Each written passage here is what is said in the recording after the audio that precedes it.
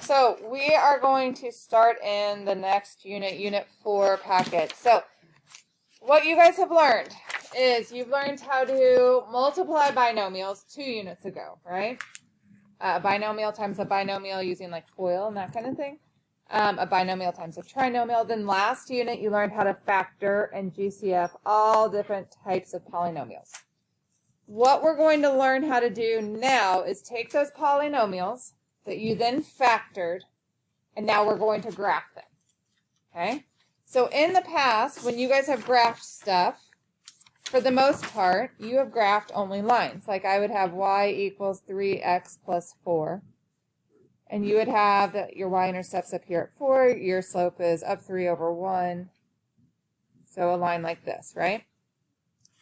But now you guys are going to learn how to graph stuff like y equals x squared plus 3 or plus 2x plus 1.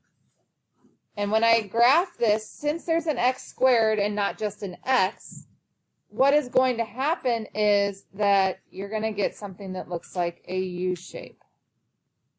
Okay? We call this U-shaped graph a parabola. Okay, a parabola. And it is a U shape. So anytime you have an x squared, it will give you a U-shaped graph. And that's what we're going to start talking about in this unit. So by the end of the unit, you guys will be graphing these U-shaped graphs a lot. Okay? So starting off, a function where the highest exponent is squared, so they're talking about the x squared, is called a quadratic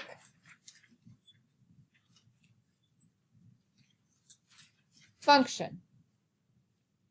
A line that passes through the graph in such a way that each side is a mirror reflection of the other side is called the axis of symmetry, which we will shorten in class, and I will just call the AOS. So anytime I say AOS, I'm talking about the axis of symmetry. What, hon? Oh, yeah.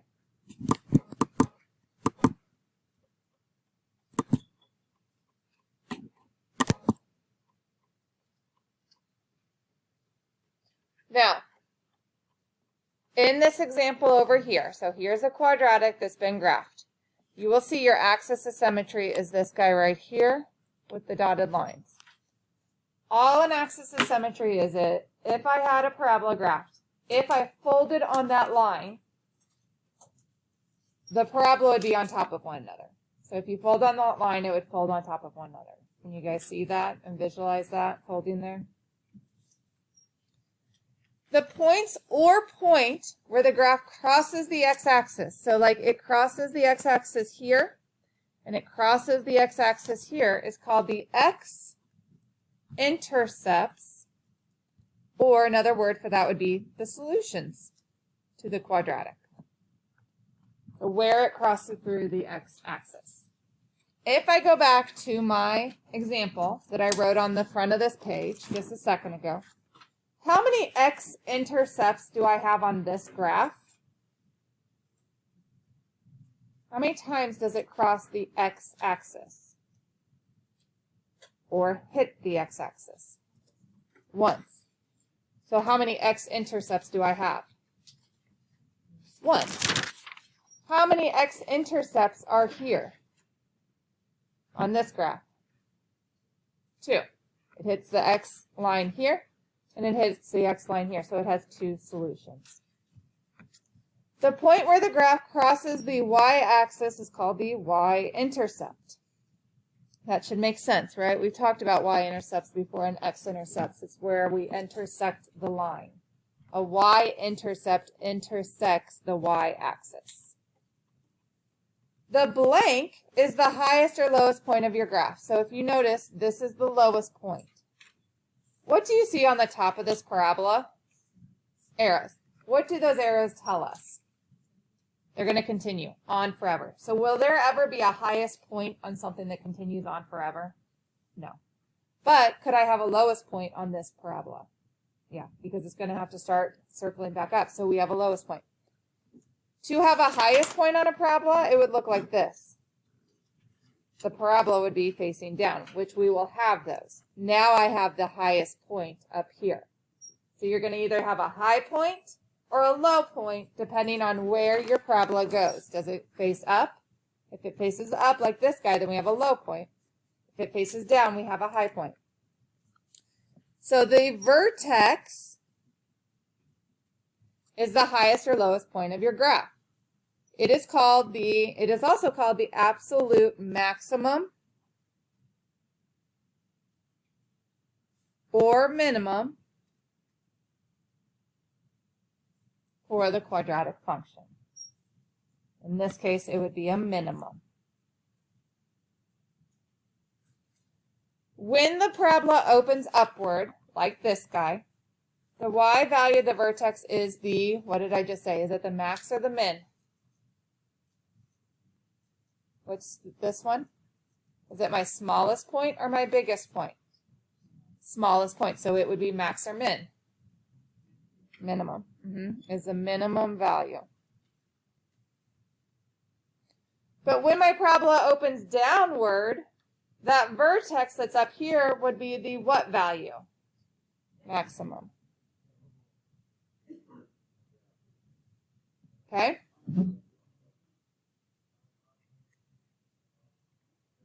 The axis of symmetry for the graph in the upper right-hand corner, is blank because it is a vertical line. So your axis of symmetry is a line, but it's a vertical line.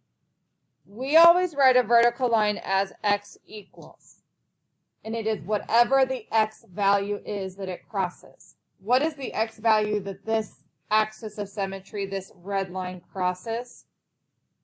X would equal how much? 1. So that's how you would name the axis of symmetry. Okay? Let's try these. So those are all parts of a parabola. So we have to know the parts of a parabola before we can start graphing a parabola. They've given us a parabola on number 9. Is it going up or is it going down? Down. So does the vertex have a maximum point or a minimum point? It has a minimum. So first question right here. Is the vertex a max or min? We just said it was a, which one? Is it my tallest point or my lowest point, guys? We're looking at this point right here. Does it go up any further than that? No. So is that max or min? Max. Minimum means it's the smallest point that we can have. We can't have a smaller point because these essentially have arrows that go on forever. Axis of symmetry. To write the axis of symmetry, remember we always do x equals.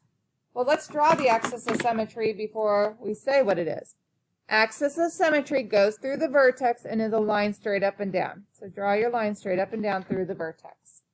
Again, that's the line where I could fold on and the parabola would be on top of itself.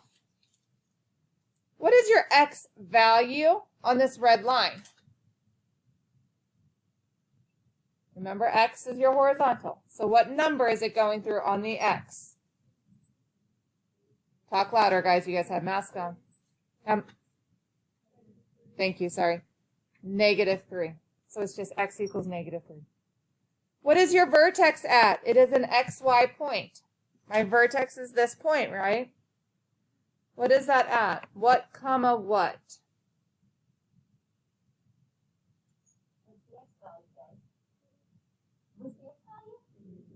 -3. There you go. It's just naming a point, right? X-intercepts, where it crosses the X line. How many times does it cross the X line on this guy? Right, remember this is X, this is Y. It crosses twice. So how many X-intercepts am I going to have? 2. What's one of those X-intercepts? -6. It has to be a point. -6 comma what? 0. Where else does it cross the x-axis? Yeah, 0, 0. At the origin. Y-intercept. Y-intercept is where it crosses the Y line, the up and down line. Where does this one cross the Y-intercept? We want it to cross this line. Where does it cross this line? That one's hard to see, isn't it? It's actually at the origin again, 0, 0.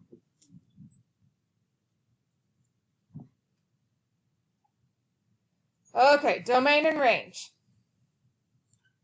Anybody remember what domain? Haven't we talked about domain and range in here this year? Okay. Okay. Absolute value? Yes. Oh, guys, do you remember graphing absolute value, the V's? It had an axis of symmetry. Remember that? Uh-huh. It had an axis of symmetry. It had a domain. It had a range. It had a lot of this stuff. That stuff, if you can remember that stuff that we did in Unit 1, 2, I think Unit 2, will help you in this stuff. Because it's exactly the same, essentially. Domain. Domain are all your what values? We've gone over this before. Domain would be all your, just start taking guesses if you don't know. What? Not positive values. What? Not negative values. What do we have here? We have what kind of values? Not infinity.